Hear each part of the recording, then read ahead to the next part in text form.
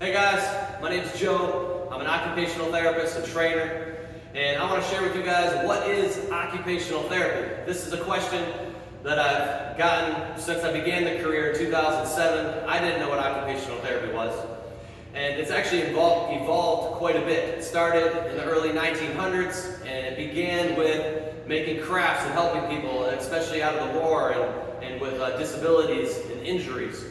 And we still help people with all sorts of different injuries, disabilities, and ailments, but our main role is helping people with their everyday life activities, and we call those occupations. So often, I work in the career still today, and I work with an elderly population.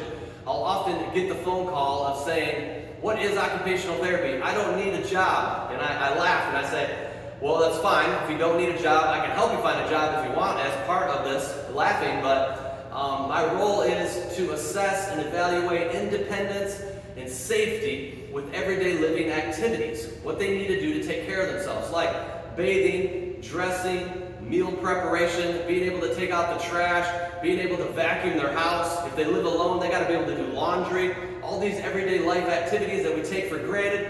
And then once you have an injury or an ailment, an illness, those become very difficult to impossible, and that's where an occupational therapist comes in and teaches a new way to do it, or they teach a way to use an adaptive device. So let me give you an example. Someone that has a stroke, and now one side of their body is no longer working. So they're paralyzed on one side of the body. How do they make themselves a meal? How do they get themselves dressed? So for instance, a meal, we have adaptive cutting boards that a lot of people would have no idea about. Cutting boards that have, spikes in them, and you can put an apple on it or a potato on it, and now no longer do you need that's both hands to do the task. You can cut, and your cutting board is actually holding the piece of food while you're cutting it. Or they have adaptive knives, like a rocker knife, where you could just use one hand and you could rock back and forth, or a chopper, all sorts of different tools, especially in the kitchen. One-handed can openers, to you name it. So that's one example.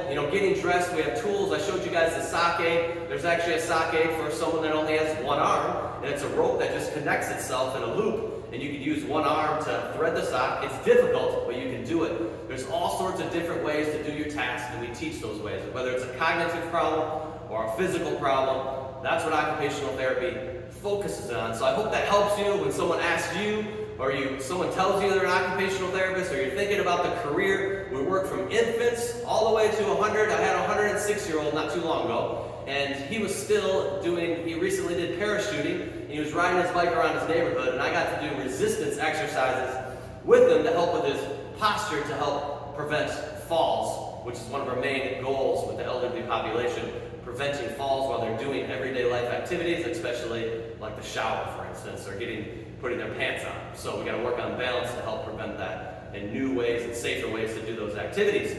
That's it, guys. I hope that helps. Enjoy your day.